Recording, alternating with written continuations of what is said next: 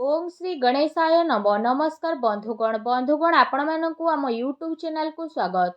बंधुगण आजिर ए भिडियो आमे आपण मानकु कहिबा पई जाउछु कि 15 तारिखर दिन आपणक पई किपरि साब्यस्त हेबो, केउ प्रकारर आजिर दिन को आपण माने प्लानिंग करिवे, ता सहित जदि विशेष भाबरे कहिबा केउ केउ जिनिस रे आपणकु फायदा हेबो, केउ सबु जिनिस रे आपणकु सावधानियता अवलंबन करिबा पई पड़िबो, आपणकर लव लाइफ किपरि रहिबो, क्यारियर किपरि रहिबो, बिजनेस आ व्यापार किपरि रहिबो, ता सहित स्वास्थ्यर महत्वपूर्ण इनफॉरमेशन मध्ये आमे आपण मानकु भिडियो रे कहबू।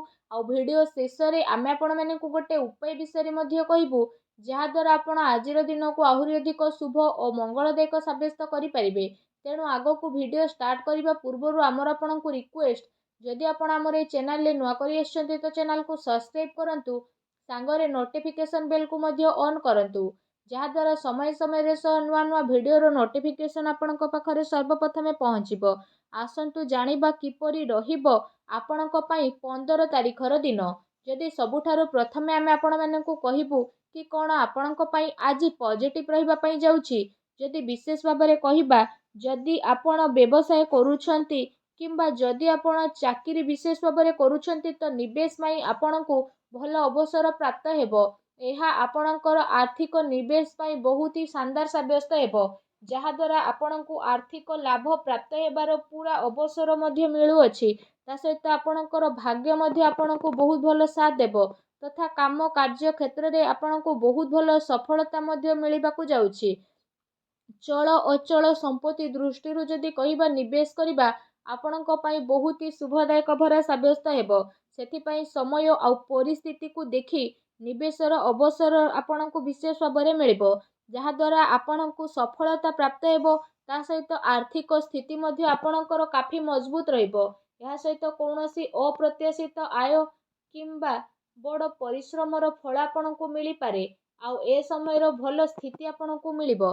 ता सहित कौनसी यात्रार स्थिति मध्ये आपणक पई बनुछि, जहा आपणक उद्देश्य को स्पष्टवादी करिवो। से सब विचार आपण लोकन को कुहंतु, जहा आपणक दिमाग रे रहिछि। ए समय आपण जरूर रिसर्च मध्ये करंतु, निज आखपाखर लोकंक सह मिसंतु, निजर वरिष्ठों को प्रभावित करिबा पई शब्दर निपुणतार प्रयोग मध्ये करंतु। निज क्यारियर को बनेइबा एवं किछि योजना करिबा बा रणनीति करिबारे ए दिन आपणक पई शानदार रहिबो। ता सहित आपण निज सहित निज प्रतियोगींक सहित बहुत भल स्थिति को आपणै मध्ये नेबे। ता सहित रचनात्मक कार्यप्रति आपणकर विशेष रुचि बढ़िबो। ए अवसर आपण विशेष लाभ उठाइबे, आउ संपूर्ण भाबरे काम करिबार स्थिति मध्ये आपणकर बदली जिवो।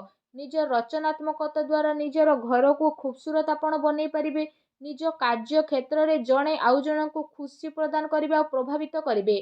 कार्य क्षेत्र रे लाभर विशेष जोग बनुछि। आकस्मिक धन लाभर आपणको स्थिति आसी पारे। ता सहित आसंतु जानिबा आपणक पई कोन नेगेटिव रहिबो। जदि कहिबा घरेलू समस्या को दूर करिबारे आपणक घरेलू विकास संभव रहिछि, अन्यथा प्रॉब्लम आसी पारे। निजे निज उपरे भरोसा करंतु, तथा निजर घर परिवारर सदस्यंक उपरे भरोसा करंतु। कौनसी अन्य व्यक्तिंक उपरे भरोसा करंतु नाही। अनावश्यकतारे आपणको प्रॉब्लम आसी पारे। ता सहित पारिवारिक स्थिति चिंतापूर्ण हेबो, जहा द्वारा घरे खुशीर माहौल मध्ये विशेष भाबरे देखिबा पई मिलिबो। हेतिपई घर परिवारर आपसिक सामंजस्य बनै रखिबा पई ट्राई करंतु। जणे आउ जणक उपरे भरोसा करिके कौनसी भी कार्य को आपण भूल भाल करंतु नाही। निज दायित्वर पूर्ण प्रयास करिके माता पितांक सह संबंध मधुर बनै रखिबा पई ट्राई करंतु। एपरि व्यक्तिंक पाखकु जांतु जहांकु जरूरत रहिछि, जेमिति आपणकर भाई भौणी, माता पिता किंबा पड़ोसी, सेमानंकु शांति सुख प्रदान करंतु। ए समय रे सांसारिक आ व्यवहारिक मामला रे आपण ध्यान केंद्रित करिबार नुह, किंतु निजर दृष्टिकोण को बदलिबार रहिछि। आउ नुआ विचार को भाबिबार टाइम आसीछि। बहुत सारा लोक आपणकु केते सारा कथा कहि पारंती, जहा द्वारा आपणकर अधिकतर टाइम मल्टीटास्किंग रे मध्ये व्यतीत हेबो। बास एहा आपण करिके रखंतु, जहा आपण करिबा पई चेष्टा करूछेती, आ आपणकु शीघ्र ही सफलता मिलिबो। गोटे नुकसान मध्ये आपणकु मिली पारे, जहा आपणक परिवार को प्रभावित करिवो। तेणु सावधान रुहंतु। कार्यभारर जेहेतु अधिकता रहिबो, तो जरूरी काम को आपण समय सह मध्ये करि नेबे। सेथिपई क्रोधर मध्ये विशेष भाबरे अधिकता रहिबो। नकारात्मक विचार ठारू दूरेई रुहंतु। ଉଚ୍ଚ ଅଧିକାରୀଙ୍କ ଠାରୁ ବାଦ ବିବାଦ ରଖିବା ଠାରୁ ଦୂରେଇ ରୁହନ୍ତୁ। ଏହା ଆପଣଙ୍କ ପାଇଁ ବହୁତ ଭଲ ରହିବ। ଆସନ୍ତୁ ଜାଣିବା ଆପଣଙ୍କର ଲଭ୍ ଲାଇଫ୍ କିପରି ରହିବ। ଆପଣଙ୍କୁ ଆପଣଙ୍କର ପ୍ରେମ ଜୀବନରେ ସମ୍ଭାଳିକି ରଖିବାର ଆବଶ୍ୟକତା ରହିଛି। କାରଣ ଟିକେ ବି ବିବାଦ ଆପଣଙ୍କର ବଡ଼ ହୋଇପାରେ ଆଉ ତାର ପ୍ରଭାବ ଆପଣଙ୍କୁ ଆପଣଙ୍କ ପ୍ରେମ ଜୀବନରେ ନକାରାତ୍ମକ ରୂପରେ ମଧ୍ୟ ଆସିପାରେ। ତା ସହିତ ଆପଣଙ୍କର ପ୍ରେମ ପାଇବାରେ ମଧ୍ୟ ବିଶେଷ ଭାବରେ ସମ୍ଭାବନା ବନୁଛି। ଆଉ ଏମିତି ବ୍ୟକ୍ତି ଆପଣଙ୍କ ଜୀବନରେ ଆସିବେ ଯିଏ ଆପଣଙ୍କୁ ଗୋଟେ ସ୍ଥିତିକୁ ନେଇକି ଯିବେ ଆଉ ଫ୍ରେଣ୍ଡସ୍ ରୂପରେ ସେ ଆପଣଙ୍କର ସାଥ ପ୍ରଦାନ କରିବେ। ଏ ଦିନ ଆପଣଙ୍କର ପ୍ରେମ ଜୀବନ ପାଇଁ ବହୁତ ହି ଭଲ ଦିନ ବିଶେଷ ଭାବରେ ସାବ୍ୟସ୍ତ ହେବ। ଏ ଦିନରେ ଆପଣଙ୍କୁ ଅବଶ୍ୟ ହିଁ ଲାଭ ଉଠାଇବାର ଆବଶ୍ୟକତା ରହିଛି। ଆସନ୍ତୁ ଜାଣିବା ଏ ଦିନରେ ଆପଣଙ୍କର ବ୍ୟବସାୟିକ କ୍ୟାରିୟର କିପରି ରହିବ। ଏ ଦିନର ବ୍ୟବସାୟିକ ଗତିବିଧି ଆପଣଙ୍କର ସଫଳ ହେବ ଆଉ କାରବାରରେ ଧନ ଲାଭର ସ୍ଥିତି ମଧ୍ୟ ରହିବ। ପ୍ରପର୍ଟି ଆଉ ସେୟାର ବଜାରରେ ନିବେଶ କରିବା ଆପଣଙ୍କ ପାଇଁ ଲାଭଦାୟକ ସିଦ୍ଧ ହେବ। ଅନାବଶ୍ୟକ ଖର୍ଚ୍ଚର ବୃଦ୍ଧି ହେବ ଯାହାଦ୍ୱାରା ଆପଣଙ୍କୁ କଣ୍ଟ୍ରୋଲ କରିବା ପାଇଁ ପଡ଼ିବ। ତା ସହିତ ଚାକିରି କରୁଥିବା ବ୍ୟକ୍ତିବିଶେଷଙ୍କ ପାଇଁ ଆଜିର ଦିନ ବହୁତ ଭଲ ରହିବ। ବିଦ୍ୟାର୍ଥୀଙ୍କ ପାଇଁ ମଧ୍ୟ ଦିନ ମିଲାଜୁଲା ରହିବା ପାଇଁ ଯାଉଛି। ଆପଣଙ୍କ ପାଇଁ ଯଦି କହିବା କୌଣସି ନୂଆ ଯାତ୍ରାରେ ଯିବାର ବିଶେଷ ଭାବରେ ଯୋଗ ବନୁଛି। କୋର୍ଟ କଚେରୀ ସମ୍ବନ୍ଧିତ କୌଣସି ଭଲ ଖୁସି ଖବର ମଧ୍ୟ ଆପଣଙ୍କୁ ପ୍ରାପ୍ତ ହୋଇପାରେ। ତା ସହିତ ଯଦି ବିଶେଷ ଭାବରେ କହିବା ଯେଉଁ ଲୋକମାନେ ସରକାରୀ କ୍ଷେତ୍ରରେ ଚାକିରି କରୁଛନ୍ତି ତ ସେମାନଙ୍କୁ ଶୀଘ୍ର ହିଁ ସରକାରୀ ବାହନ ଅଥବା ଘରର ସୁଖ ମଧ୍ୟ ମିଳିପାରେ। ଆପଣ ଆପଣଙ୍କ ଆମଦାନୀରେ ବହୁତ ଭଲ ଲାଭ ମଧ୍ୟ ପ୍ରାପ୍ତ କରିବେ ଆଉ ଆଗକୁ ଆସୁଥିବା ଟାଇମରେ ଆପଣଙ୍କୁ ଶୁଭ ଫଳ ମିଳିବ। ସମୟ ଆପଣଙ୍କ ପାଇଁ ବହୁତ ହି ଅନୁକୂଳ ରହିବ ଆଉ ଆପଣଙ୍କୁ ସରକାରୀ କ୍ଷେତ୍ରରେ କାଫି ଫାଇଦା ମଧ୍ୟ ମିଳିବ। ଆପଣଙ୍କୁ ଆପଣଙ୍କ କାର୍ଯ୍ୟରେ ସ୍ୱୟଂ ଉପରେ ହିଁ ଲାଭବାନ ରହିବାକୁ ପଡ଼ିବ। ଅନ୍ୟ ଉପରେ ଆଦୌ ବି ଆପଣ ଆଶା କରନ୍ତୁ ନାହିଁ। ବେରୋଜଗାରଙ୍କ ପାଇଁ ରୋଜଗାର ଅବସର ମିଳିବ।